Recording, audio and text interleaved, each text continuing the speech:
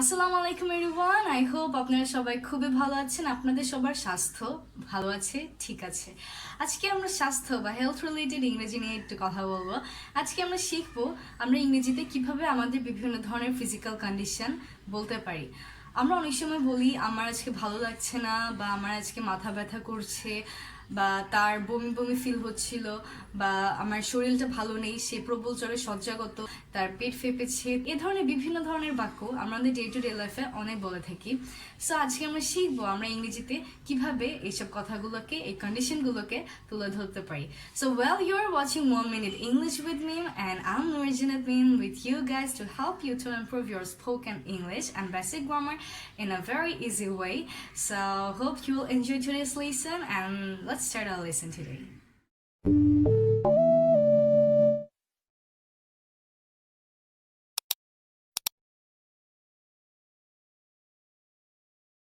ওকে, so মাঝে মাঝে আমাদের ফ্যামিলি মেম্বারদের মাঝে কেউ বা আমাদের ফ্রেন্ডদের মাঝে কেউ খুবই অসুস্থ হয়ে পড়ে, অ্যান্ড তখন তার বেড রেস্ট দরকার হয়, তার অনেক বেশি টেক কেয়ারের প্রয়োজন হয়।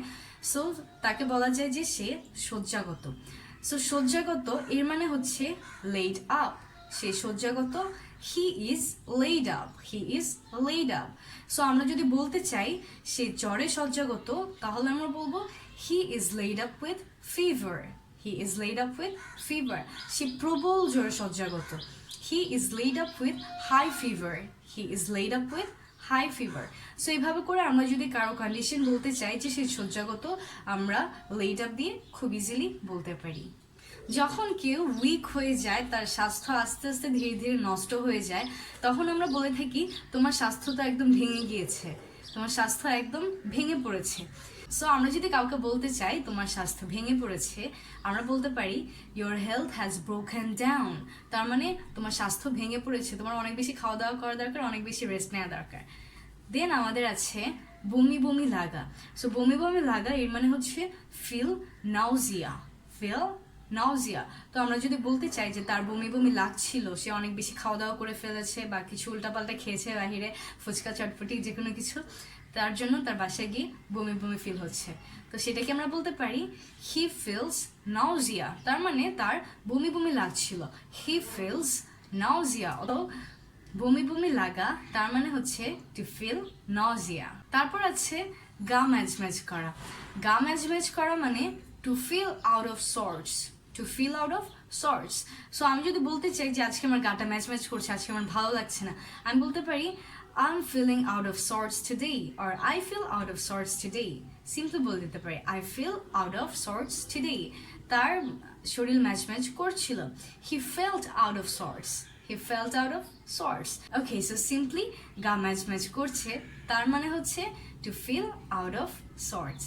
The next situation is পেট ফাঁপা। পেট ফাঁপা, সো পেট ফাঁপা এর মানে হচ্ছে ফ্ল্যাটুল্যান্ট স্টমাক।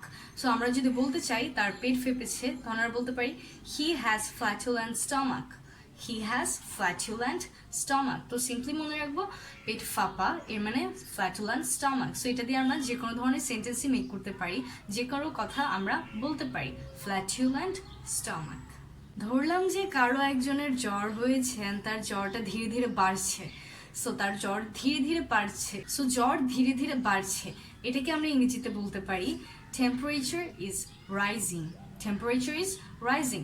তার জ্বর ধীরে ধীরে বাড়ছে, his temperature is rising, his temperature is rising. মাথা ঘুরছে এর মানে হচ্ছে to feel giddy, to feel giddy. আমার মাথা ঘুরছে, I feel giddy, to feel giddy. আর মাথা ব্যথা সেটাকে বলে থাকি হেডেক, হেড এগ। মাথা ব্যথা করছে, আম ফিলিং হেডেক। সো আমরা যদি বলি যে মাথা ঘুরছে, that means giddy, to feel giddy, and মাথা ব্যথা করছে তার মানে টু ফিল হেডেক। দেন ডাক্তার ডাকো। কেউ খুব বেশি সিরিয়াস হয়ে গেলে, কার ফিজিক্যাল কন্ডিশন খুব বেশি উইক হয়ে গেলে, তখন আমরা বলি ডাক্তার ডাকো। সো ডাক্তার ডাকো এটাকে আমরা ইংরেজিতে বলতে পারি call in a doctor, call in a doctor. Please ডাক্তার ডাকো, please call in a doctor. So এইভাবে করে আমরা বলতে পারি calling a doctor. দেন ধরি যে আমাদের একটা ফ্রেন্ড খুবই খুবই খুবই চিকন, খুবই শুকনা, এরকম আমাদের অনেক ফ্রেন্ড আছে, আমার অনেক ফ্রেন্ড আছে যারা খুব বেশি স্কিনি, তাদেরকে আমরা বলতে পারি bag of bones. Bag of bones এটা একটা ইডিয়াম, ব্যাগ অফ বোনস, যার মানে হচ্ছে খুব বেশি পাতলা হওয়া, তার মানে খুব বেশি স্কিনি হওয়া, খুব বেশি উইক হওয়া, ব্যাগ অফ বোনস। যদি কারো ফিজিক্যাল কন্ডিশন উইক হয়, সে যদি যে কোনো ভারী কাজ করতে আনফিট হয় অ্যান্ড যদি তার ফিজিক্যাল কন্ডিশনটা ভালো না থাকে, তখন আমরা বলতে পারি he is in bad shape. So in bad shape এর মানে হচ্ছে তার ফিজিক্যাল কন্ডিশন ভালো না হওয়া, অনেক বেশি উইক হওয়া। সো এর জন্য বেশি বেশি খাওয়া দাওয়া করতে হবে, বেশি বেশি শাকসবজি খেতে হবে, যদি আমি বেশি বেশি শাকসবজি খাই না, কিন্তু বেশি বেশি শাকসবজি খেতে হবে সবার, অ্যান্ড ফিজিক্যাল এক্সারসাইজ করতে হবে যেন আমরা অলওয়েজ ফিট থাকতে পারি অ্যান্ড আমরা সবসময় অ্যাক্টিভলি কাজ করার ট্রাই করবো। So that's all for today, and আজকের লেসনে আমরা শিখে নিলাম কিভাবে আমরা হেলথ রিলেটেড প্রবলেমগুলো বলতে পারি। So well, if you are new in this channel, just subscribe the channel and press the bell icon so that you don't miss any of the lessons from next, and stay with 1 Minute English with me to learn spoken English and basic grammar in a very effective way. Take care of yourselves, take care of your family, and stay blessed. I love us. Ta-da!